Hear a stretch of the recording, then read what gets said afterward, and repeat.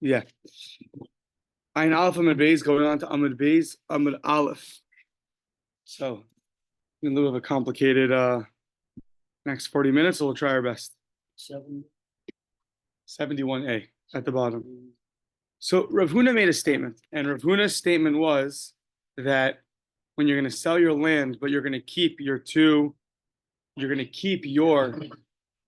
trees. So you sell a land, but you retain for yourself two trees. So the question is, what happens to the ground under those trees? Does that ground come along with the trees or not? So Rav Huna had a statement that when you sell a land and you exclude two trees, then you do have the ground that comes under the trees. And then we asked on Rav Huna from the statement of Rav Shimon. Rav Shimon had a statement that in the Mishnah, that when you sanctify a field, when you makdish a field, so then when you makdish a field, so the pits and the cisterns are not going to be considered holy. However, the carob tree and the sycamore tree, those are going to remain kadosh. Oh. And on that we explained the reasoning for Rav Shimon was that since in general when you sanctify a field, so since these trees are getting sustenance from the ground under them, therefore they are going to be holy also. They're going to be kadosh. So and that was a question on Rav Huna. That's what we ended off yesterday. The question was, if you're going to tell me according to Rav Huna that whenever you leave out trees, so the ground comes with them. So then in this case also, when you sell a field and the trees are left out, so the ground under them should also be left out, and therefore it should not be considered holy, and therefore those trees should not be considered kodesh. So now the bottom of Ayin Aleph Amud Beis. So we say Rabbi Shimon de Amar Rabbi Akiva. You're right. Rabbi Shimon is of the opinion of Rabbi Akiva. We're retracting our expansion of Rabbi Akiva. We thought Rabbi Akiva was more expansive based off of Huda. But now we're saying no. Rabbi Shimon, who holds that when you make a field kodesh, when you sanctify a field, that the sycamore tree and the carob tree are going to be holy, that's because he holds like Rabbi Akiva. What does Rabbi Akiva hold? Rabbi Akiva has a general statement, a general understanding that whenever you sell something, you sell it the ayin yafa with a more generous eye, and you give more than what you sold. So too, when you make something kodesh, you're going to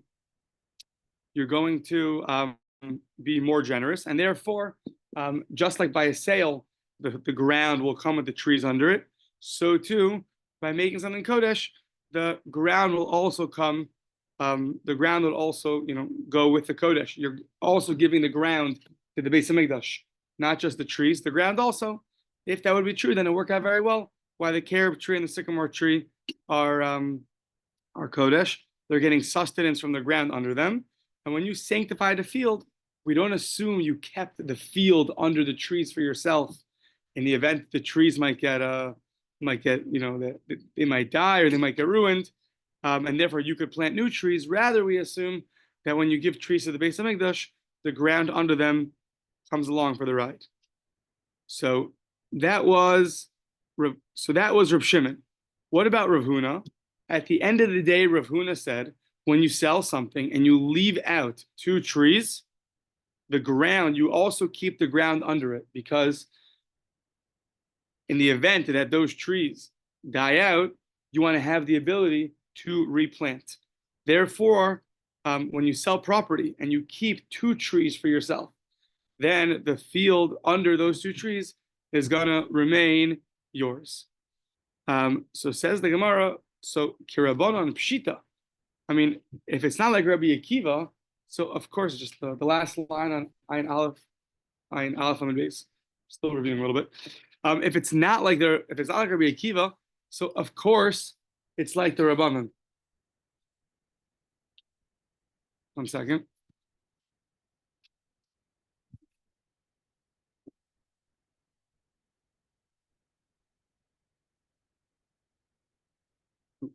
We need Jules's focus. We need your focus. So if focus is blurry. if Rav Huna's not going like Rabbi Akiva, so then of course he's going to the Rabbanon. That's obvious. What's the novelty in that? That we say the last line is nafkamina di nafla hadashasalahu. That but Rav Huna taught us that it's not only that you keep the land under because you hold that you sell ba'ayin ra. The Rabbanan say that when you sell something, you have a more of a stingy eye, meaning you're going to keep more things for yourself. But Rav Huna taught us, you're right, that's true. However, in the event that it fell down, the tree fell down, the tree died out, you're going to retain the ability to replant that tree. You would have thought that just because you sell something with a stingy eye, but you never had a right that if that tree ever falls down, that it's your right to replant it. Maybe you sold that right to the person that you sold the tree to. Kamash Malan, we learn from Rav Huna that no, you also sell the stingy eye. However, he adds something that even if the tree falls down, you're able to go and replant it. Okay, starting Ayin Beis, Amud Aleph, and it's gonna be a little bit technical, but we could do it. So, okay, so says the Gemara, Umi matzis mukmas Reb Shimon. So, Rabbi Akiva, hold on, we just made a big statement. The statement of Reb Shimon in our Mishnah that says when you sanctify your field, so the pits and the cisterns and the birdhouses are not sanctified, but the trees that you retained for yourself in a regular sale, a carob tree and a sycamore tree, those trees, the unique trees that usually don't get included in a sale, however, when it comes to sanctifying, they do get included. V'hatanya, but how could that be? So, who is that like? That was like Rabbi Akiva. Rabbi Akiva is the more generous approach. So to Reb Shimon says, even the land that comes with the trees, that is going to be sanctified. So says the Gemara, hold on. V'hatanya hikdish shlosha ilanos mimata asara lebeisa hare hikdish es hakarka ve'es ha'ilanos shebeinehem lefika kishu poda beis zera chomer saorim v'chamishim shekel kasef. Long sentence. Yeah, pachos mikan oyoser alkain. Okay, so maybe we'll stop here in the middle of a sentence. So, okay, a little bit of background. So, first, there's a parsha in the Torah about redeeming an ancestral field. So, if you want to redeem a field in general, you have to redeem it for its market value. If you want to redeem an ancestral field, it has its own set of rules, its own regulations. Those rules are as follows. So, there's a measurement called a chomer, which is also referred to a kur, which is also referred to as 30 sa, which in our language is 75,000 amos. So if every amos is about 6 feet, you can do the math. So that area is called a base kur. Okay. Now, the way it works to redeem an ancestral field is you could pay 50 shekel for the field per base kur, per that amount of land. However, that 50 shekel is calculated as follows. If Yovel comes, so year 49 comes, now year 50 is the Jubilee year, the Yovel year. After that year is over, so right away a field was sanctified, an ancestral field was sanctified, and now you want to redeem it. So what you do, then it's going to cost you 50 shekel. However, it's 1 shekel and a little bit per year. It gets prorated. So every year it's going to be a shekel and a little bit. It's going to add up at the end of the day to right about 50 shekels. So let's say you're already 10 years in, past the Yovel year. Now you only have 40 more years to go. So then you're going to do 50 minus a shekel and a little bit for those 10 years. So it's going to be somewhere near 40 shekel. So that's how that calculation works. 1, 2. There's something called a beisa. A beisa is 2,500 square amos, and there's there's another halacha that when you have it that area, so really it usually can fit, that area can fit comfortably 2,500 square amos can fit 10 young saplings, 10 young trees spread out. Each tree will have 250 amos to itself. That's so now in our case is you're being makdish shlosha ilanos. So you have 3 trees, but the 3 trees are spread out in an area that usually can fit 10 trees in an area of 2,500 amos. So, 1 second. So now, when klefika keshu poda, so now when you're going to, meaning that would be the minimal amount that's considered to be an ancestral field. Less than that, we're just going to view it as a bunch of trees next to each other, but not as a stay, not as a sada. So that the Gemara says, so lefika keshu poda beis zerach homer, you're going to redeem a beis zerach homer saorim. That's the amount of land, b'chamishim shekel kasef, with 50 shekel kasef. Now, what if you have less than that? What if you have, it's you have not 3 trees that are very spread out. However, you have them, in a much smaller area. So usually each tree takes up 250 amos. So in this case, 3 of them are spread out across the whole field. But let's say they're right next to each other. So pachos mikan, yosir al kain. So you have 100 trees in a 2,500 square amma. So each tree has much less to themselves. Or shegdishan bezachar zeh. Let's say instead of sanctifying the field and the trees together simultaneously, you actually first sanctify the trees and then you sanctify the land, or you sanctify the land and then you sanctify the trees. We're bringing this all in just to ask one question: how could Rav Shimon hold like Rabbi Akiva? So wait till the end. So shegdishan bezachar zeh. Harei zeh lo hikdish, lo hakarka, velo ha'ilanush shebenehem. Befika kishu poda ha'ilanos b'shavyan. Yeah. So now, this brisa basically tells us that when instead of having 3 trees that are nicely spread out in an area that can usually fit 10 saplings, you have less than that. Let's say you have 2 trees. So now when you only have 2 trees, so that's a very small area. That's we don't view that anymore like you have a field. Rather, we view like you just have 2 individual fields in an area of land. We don't view it like a whole field that you're trying to plant things. So if it's less than that, so 1 second. 1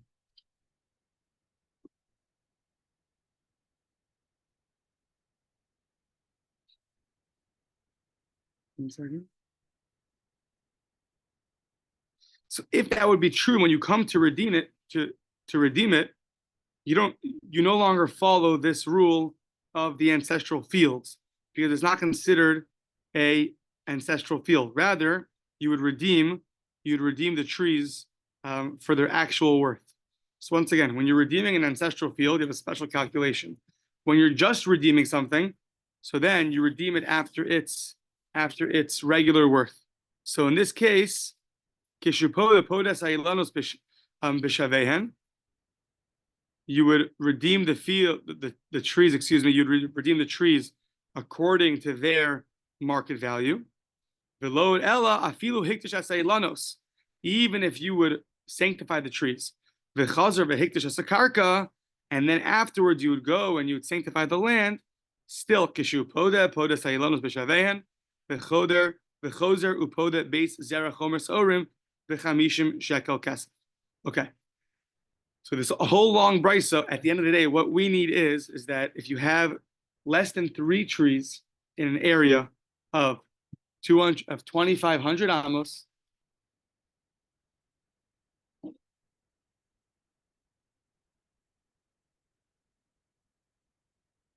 okay? Yeah. So just stay on 72A, okay? 72A. Yeah, so it's a little bit disruptive. Just stay on 72A and that's it. Look at it. Yeah. So at the end of the day, you have this long brisa that when you have less than 3 trees in an area that is 2,500 amos. So when you have 10 trees planted, each tree gets 250 amos, and you view that as basically one big, it's considered halachically really a field where you're trying to grow stuff.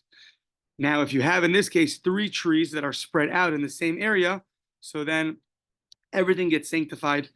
All the trees, all the small trees next to them, that whole area is sanctified.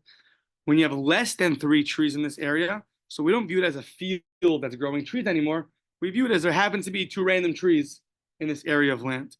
So what happens in that case? We don't consider it an ancestral land. And therefore, if you want to redeem the trees, so then you're going to redeem the trees according to their market value and not according to their ancestral field value.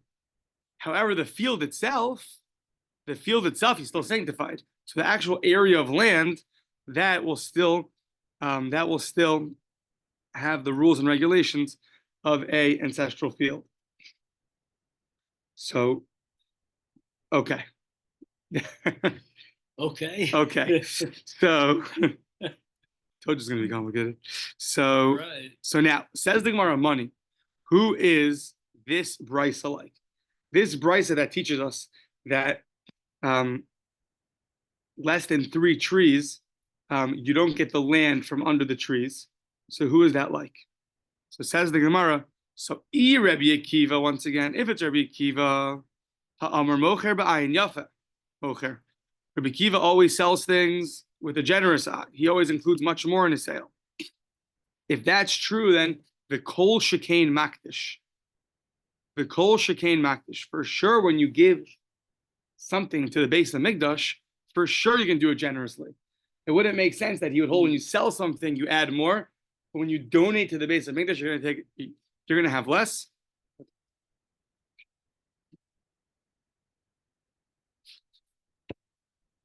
So now, maybe it's the Rabbanon. Rabbanon, who say, ha'amri mocher hu deba'ayin ra'a mocher. The Rabbanon generally say that when you sell something, you're going to retain more for yourself. You're going to sell the minimum of what's included in your words. However, and you're going to retain for yourself whatever you could. Just the minimum will be sold because you sell with a more stingy eye, the ayin ra. So if that's true, ha'amri mocher hu deba'ayin ra'a mocher aval makdish. But even the Rabbanon are going to agree when you come to sanctify something, makdish is ba'ayin yafa makdish. So who is this brisa like? This brisa seems to imply that when you sanctify less than 3 trees, so the land under those trees does not come along with it. 1 second.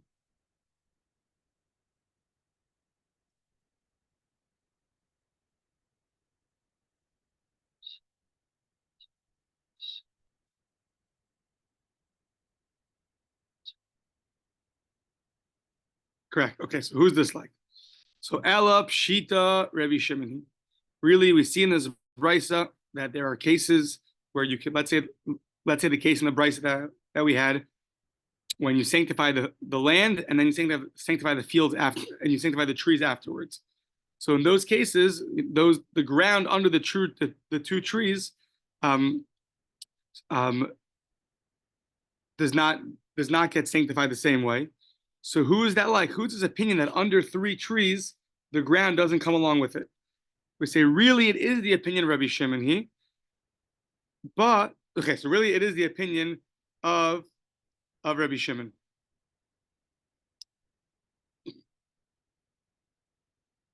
Just 1 second.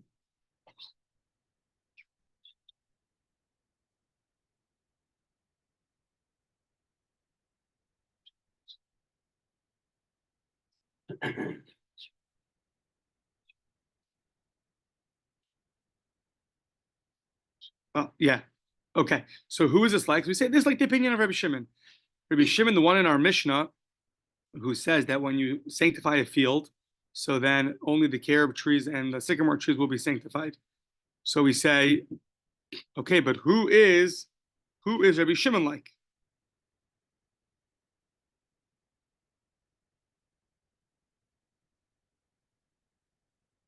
Rabbi Shimon in our Mishnah says when you sanctify a field, so the pit does not get sanctified, the birdhouse does not get sanctified. So too here, when you sanctify these 2 trees, we have an area of 2 trees. So if you would sanctify them, the ground under them does not get sanctified. That's going to be similar to the opinion of Rabbi Shimon in our Mishnah. It's the same opinion that when you sanctify things, you really do it the ayin ra. You do it also with a stingy eye, even though usually when you give a gift, you do a gift with a generous eye. When it comes to hekdesh, comes to sanctifying, Rabbi Shimon has the novel opinion that it's going to be sanctified with a more stingy eye. That's why in the Mishnah, a pit and a birdhouse not included. And that's why over here, the land under these two trees is also not going to be included. So says the Gemara, Rabbi Shimon aliba deman. So who's Rabbi Shimon like? So the question is, I don't know. He's his own self. He's a Tana. He doesn't have to be like anybody. He can be his own opinion. So the Rashbam says, you're right. However, he was from the students of Rabbi Akiva. Yeah. So since he was a student of Rabbi Akiva, so it would be very logical he would follow in that school of thought.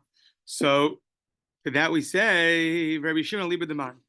Aliba de Rabbi Akiva. If you will like Rabbi Akiva, Ha'amar mocher b'ayin yafa mocher v'koshkein makdish.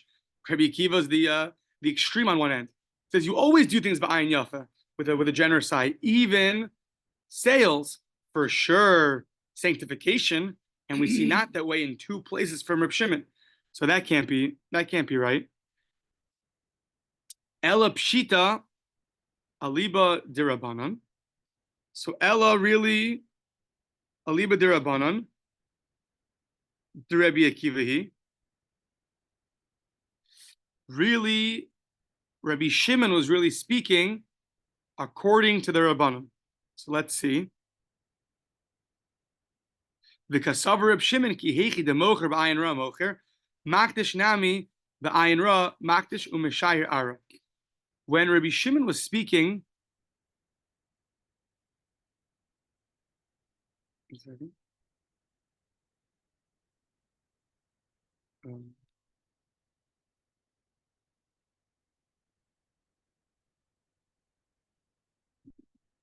next to you guys, you got one thing. 1 second. Sorry.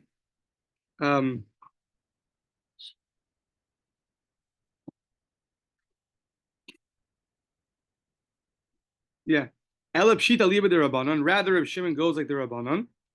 And the kasav Rabbi Shimon ki heichi de mocher b'ayin ra mocher. So also b'makdish nami b'ayin ra makdish. Okay.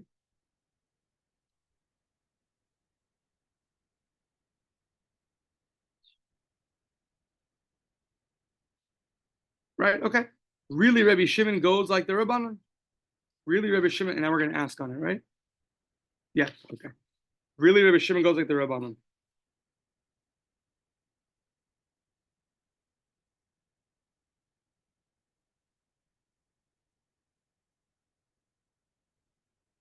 Got it. Yeah. So like this, really, Rabbi Shimon is of the opinion of the Rabbanon that in general, when you sell things, you do things b'ayin ra. You do it with a more stingy eye. So in our Mishnah thought that the Rabbanon, when it comes to sanctification, are more generous. So Rabbi Shimon says, no, I agree to the Rabbanon when it comes to a sale, but I say that they would agree to me that when you sanctify something, you also do it b'ayin ra. So in the Mishnah, it said there's a machlokas when you sanctify something. According to the first opinion, everything's included. According to Rabbi Shimon, only a sycamore tree and a carob tree is included. So who's Rabbi Shimon like? So really, we only have an explicit Rabbanon when it comes to selling something. When it comes to selling something, we have them on the books as saying you sell things with a more stingy eye. However, when it comes to sanctification, there's now a dispute within the Rabbanon. Would the Rabbanon agree that when you sanctify something, you do it with a more stingy eye, or would they agree that when you sanctify something, it would be with also a more stingy eye? That is the opinion of Rabbi Shimon. Okay, so a little complicated, but after all the dust settles,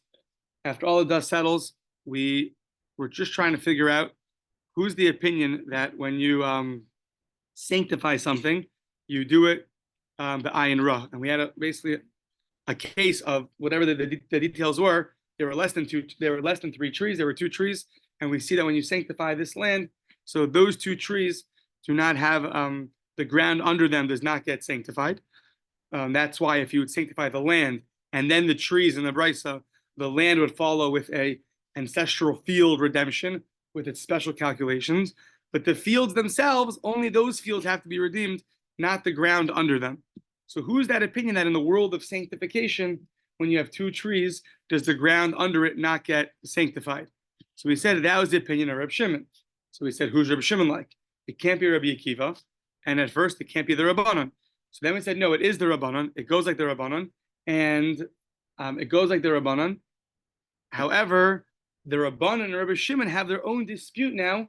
What do the Rabbanon hold? Meaning, Rabbi Shimon says the Rabbanon would say, just like you sell b'ayin ra, you also sanctify b'ayin ra. And the Rabbanon of our Mishnah would say that, no, you only sell b'ayin ra, and you do not sanctify b'ayin ra. Food for thought would be that it sounds like from our Mishnah, everyone agrees when you give a present b'ayin yafa.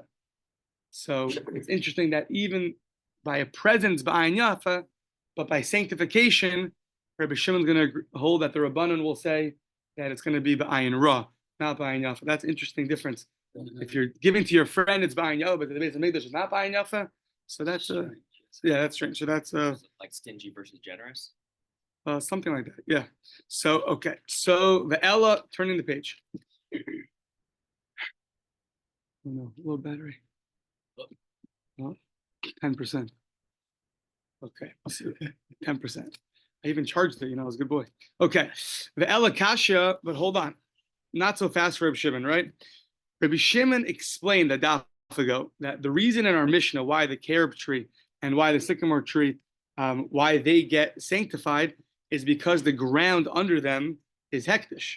Said, and since they derive their sustenance from the ground, therefore they're going to be hektish also.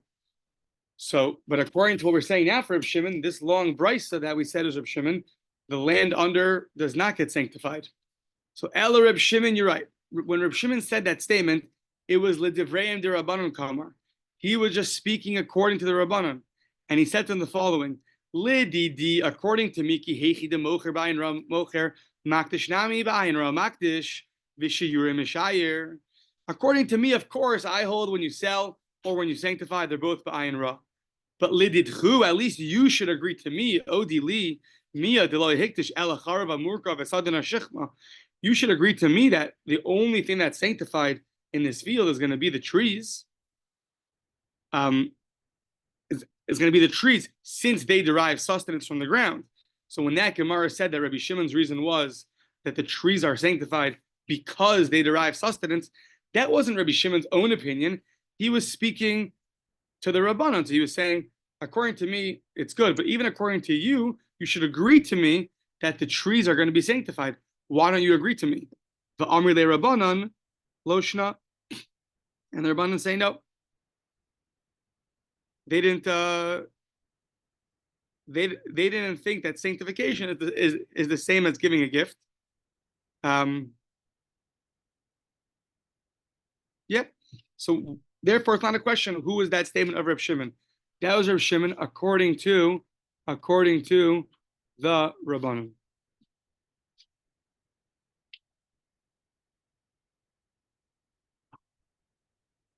Yeah.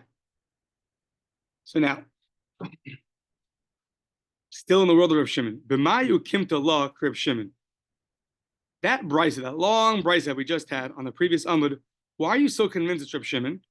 Ema Seifa, look at the end of the brisa. What does it say? The lo od ella afilu hektish esailanos v'chazer v'hektish esakarka. If you go and you first sanctify, you have two trees in the area of a 2,500 amos area. So you first sanctify the two trees, v'chazer v'hektish esakarka, and then you sanctify the ground. You makdish the ground. Kishu poda sailanos bishavehen. When you come to redeem, you redeem the trees according to their worth, not according to the ancestral field calculation. But v'chozer v'poda be'zerach omer sa'orim b'chamish shekel kasef. When you want to redeem the field, you're going to do it 50 shekel per that 50-year cycle, and depends where you are in the Yovel cycle. So you'll figure out, you'll subtract however many years have passed, a shekel and a little bit per year, and that's how much you're going to pay. So now we're saying the Reb Shimon, if that's really the opinion of Reb Shimon, laser basar pidyon, v'nifraku agav arayu. You should really laser basar pidyon. You should redeem the field, and it should have the same status as the ground. Why? Hashma'in and Leila Rebbe Shimon the Azil Basar Pidyon. Okay, so now we're gonna have a new thing. That at the end of the day, I'm worried about Zoom. 1 second. At the end of the day, there's going to be now another machlokas that we're going to bring in. That's going to talk about when you sanctify a field, or you sanctify the trees on that field. So how do you look at it? Do you look at it when it was sanctified, or do you look at it when you're going to redeem it? And there's going to make a difference. We'll see in a second what the case is. A difference of if you're going to do the calculation. Progress.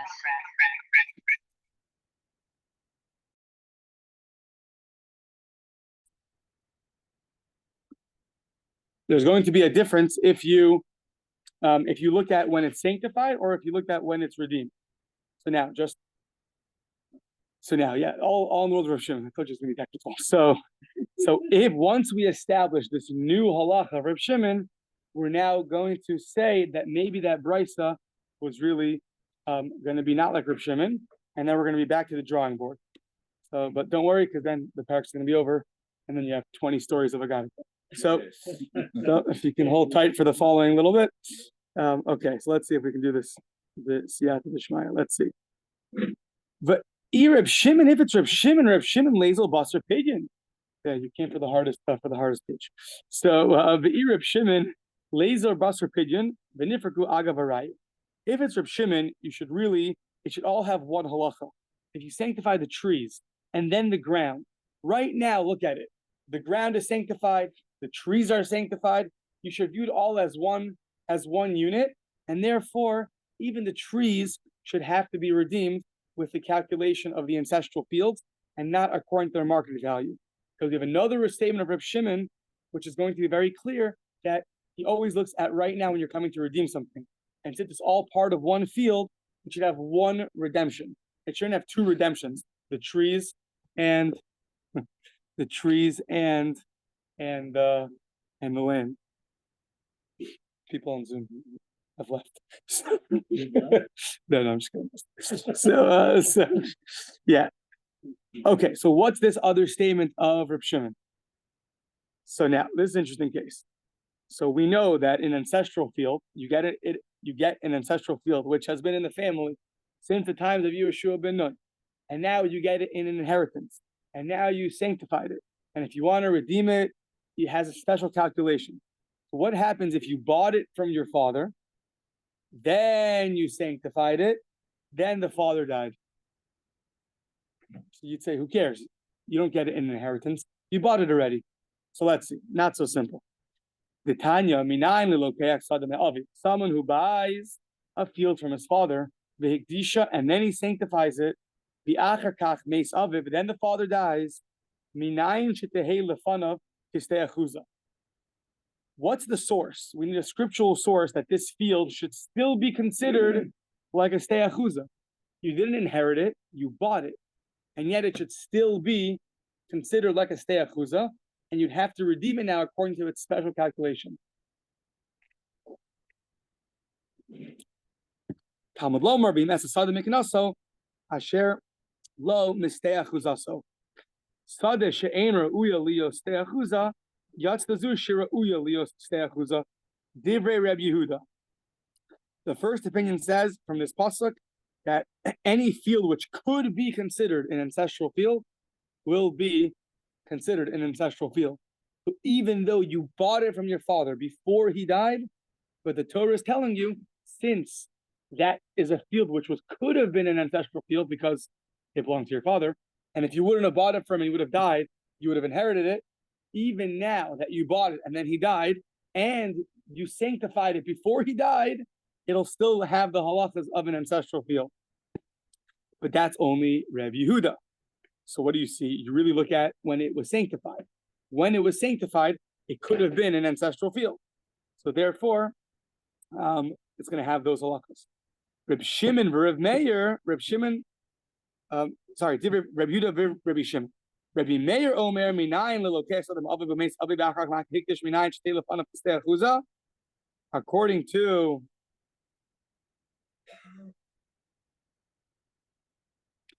Reb Meir, what's his scriptural source?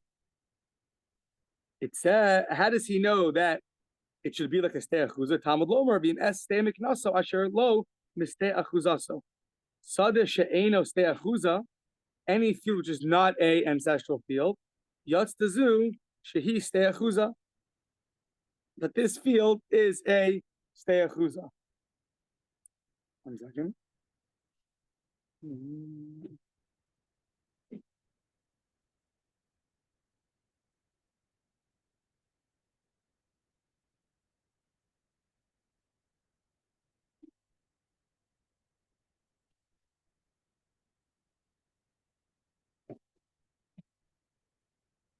Yeah, so according to Rav Meir, it has to be right now a stei achuza. So if you were to sanctify it, 1 second. 1 second.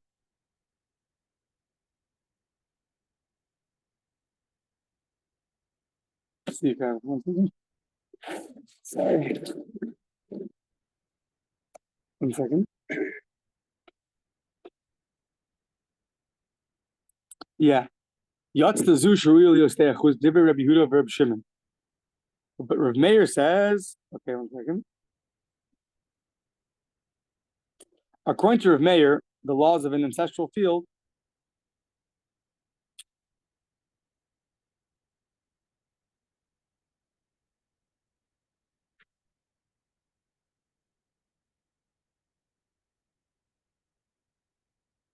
so according to Rav Meir's opinion, if one inherits an acquired field only after it already has been consecrated, 1 second.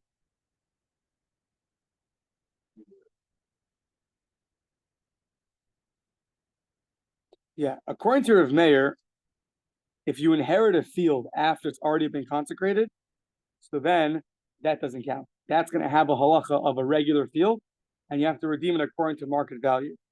So this field was sanctified before you inherited it, meaning you bought it from your father, then sanctified it, and afterwards he died, and you would have gotten it in an inheritance. So that's not good. It has to be a field which will only sanctified after you inherited it. If it was already sanctified, so then you would not be it would not be considered a ancestral field.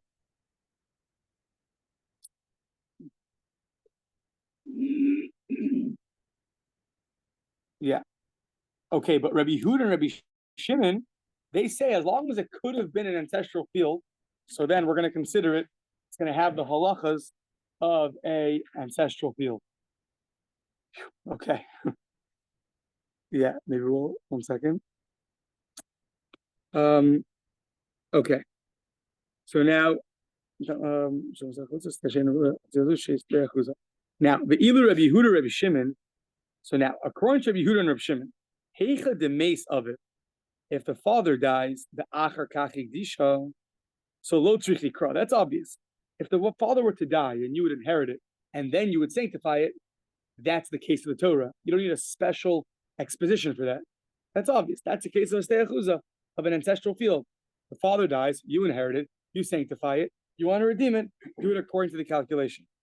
When do you need this pasuk? If it's first sanctified, the achar kach mace of it. That's where, if it's first sanctified and then the father dies, you would need this verse to teach you that even that's going to be considered a ancestral field. So now, where does he get this opinion from? Minolahu. So, if you want to say it's coming from this pasuk, Rabbi Meir, you can learn the pasuk much more simply the way Rav Meir learned the pasuk. So, elalav mishum the azli basar pidyon. Rather, it must be a logic that you look at the field, you go after when you're going to redeem it. And since now you're going to redeem it, and right now it's sanctified and it's an ancestral field. So therefore, you are going to have to redeem it according to its rules and regulations. Maybe we'll stop here and we'll read this a little bit more. Very packed. Okay.